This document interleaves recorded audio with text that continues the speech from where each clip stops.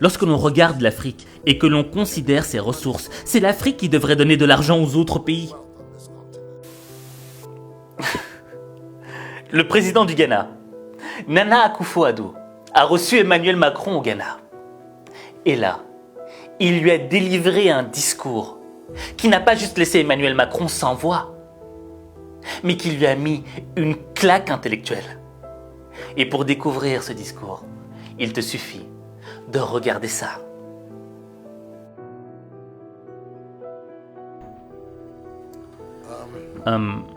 J'espère que le commentaire que je m'apprête à faire au sujet de ce problème ne va offenser personne dans cette salle. Nous ne pouvons plus continuer à mener dans nos pays, dans nos régions, dans notre continent, une politique sur la base de l'aide de l'Occident, de l'Europe, de l'Union européenne ou encore de la France. Cela n'a pas marché, ça ne marche pas et ça ne marchera pas. Il est de notre responsabilité de trouver des moyens pour développer nos nations par nous-mêmes.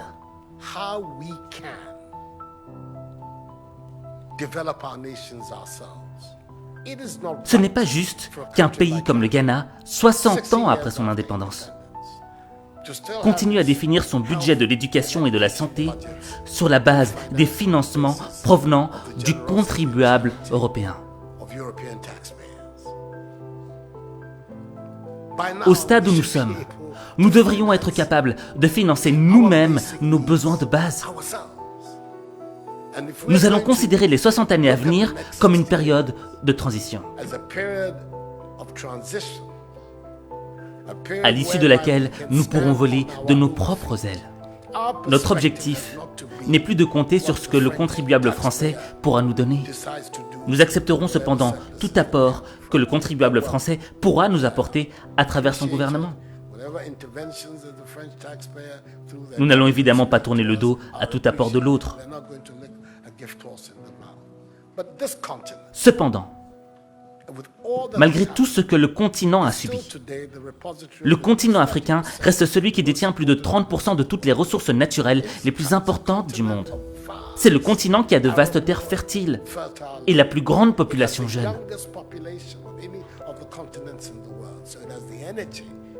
Ce qui constitue une énergie et un dynamisme dont ce continent a besoin. Regardez ces jeunes qui font preuve d'ingéniosité pour traverser le Sahara et la Méditerranée.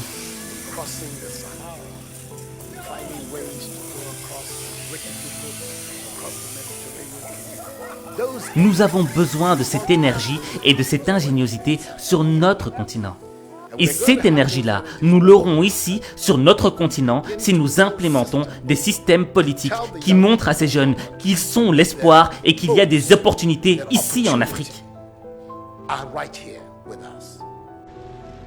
Quand il descend les rues de Bafoussam au Cameroun, Cédric ne passe jamais inaperçu au volant de son petit pick-up bleu. Les passants sont surpris par la qualité et la finition de la voiture, fabriquée avec des pièces récupérées. Je suis assis confortablement, une voiture de 2 places, et ça, tous les accessoires. Je suis même surpris d'arriver dedans, je constate que le tableau de bord fonctionne, comme toutes les voitures, donc vraiment, c'est un génie. Mais avant d'être un génie, Cédric est surtout très débrouillard. Après avoir quitté l'école en CM2, il apprend la mécanique dans l'atelier de son oncle et s'amuse à fabriquer des modèles de voitures en bambou. Un jeu d'enfance qui va devenir une passion. Cédric a investi 3 800 € dans cette création. Les phénomènes de migration ne sont pas nouveaux. C'est aussi vieux que l'humanité. Et cela s'explique par le fait que les gens quittent leur chez eux parce que leur pays ne leur donne aucun espoir.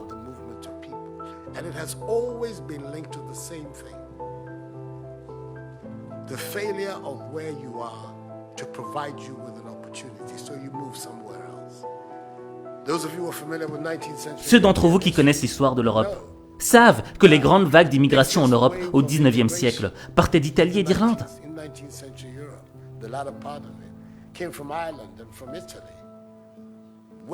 Des vagues et des vagues d'Italiens et d'Irlandais ont migré aux USA à la recherche du rêve américain. Parce qu'il n'y avait pas d'opportunité de travail en Irlande et en Italie. Aujourd'hui, vous n'entendez plus parler de cette immigration-là. Les jeunes Italiens et Irlandais restent chez eux. Nous voulons que les jeunes Africains restent eux aussi en Afrique.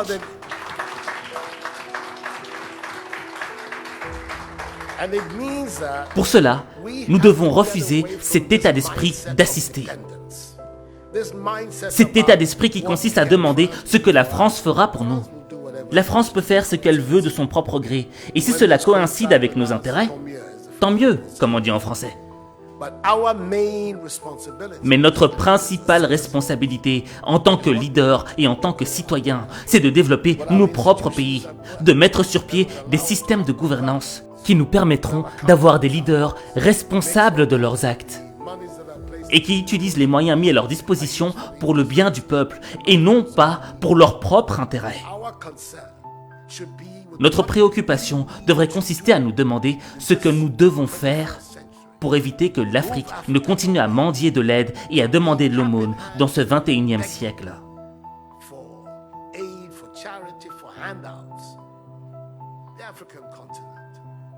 Lorsque l'on regarde l'Afrique et que l'on considère ses ressources, c'est l'Afrique qui devrait donner de l'argent aux autres pays. Sans vouloir offenser le président français, car je suis francophile et je n'ai aucun problème avec la coopération française.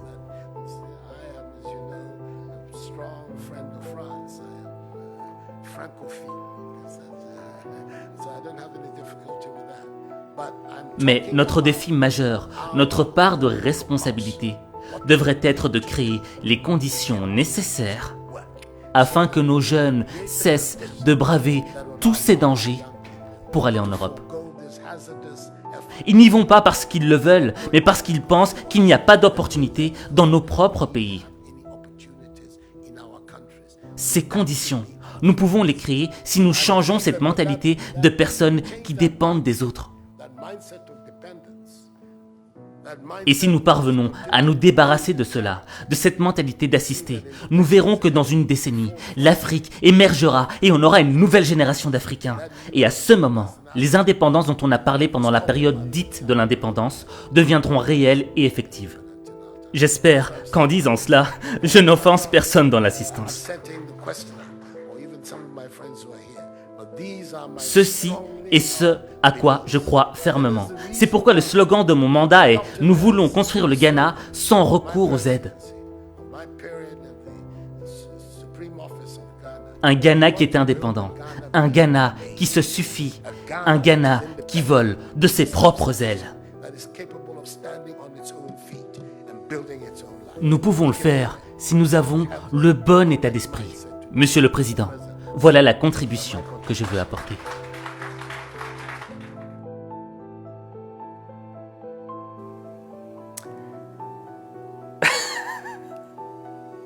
Ce président est trop fort. Ce président du Ghana est trop fort. Parce qu'il est là, il délivre un discours et après il dit « Hey, j'espère que j'ai blessé personne, hein, ok? Ouais, cool, hein. Mettez-vous à l'aise, mettez-vous à l'aise. Je vais juste vous mettre une petite fessée intellectuelle. » C'est un discours qui est rempli de vérité. D'accord? Et je pense que l'élément le plus important à retenir dans ce discours, c'est l'aspect de la dépendance. Il le dit. Il ne faut plus que l'Africain soit dépendant de la main qu'il nourrit. Le problème, c'est quoi?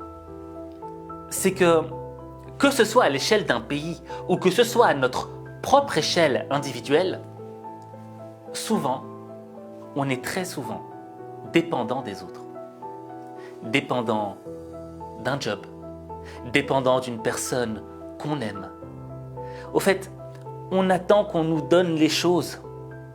Mais quand on est dans cette position de dépendance, entre guillemets, on est soumis.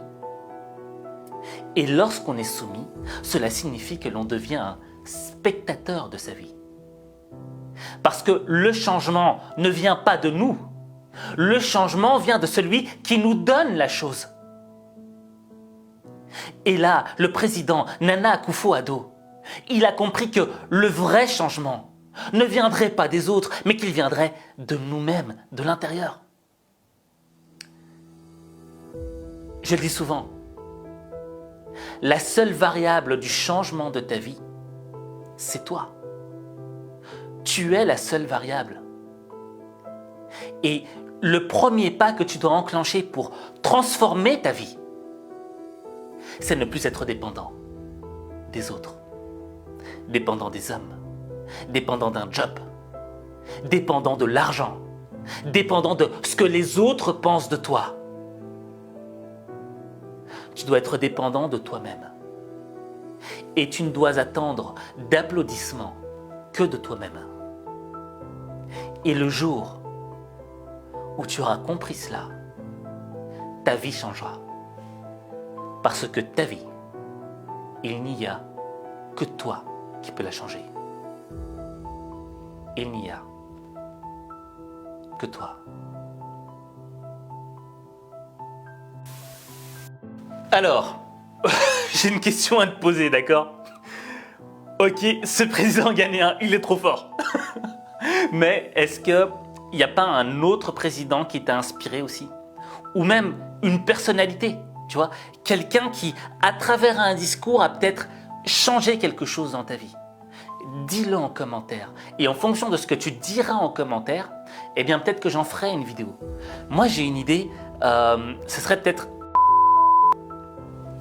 Quand même, lui aussi il avait des sacrés discours. Bref, en tout cas, j'attends de lire ton commentaire. Et n'oublie pas aussi que ma masterclass est sortie, la masterclass Ultra Boost. Et si tu veux en savoir plus, il te suffit tout simplement de cliquer sur le lien que j'ai épinglé en commentaire.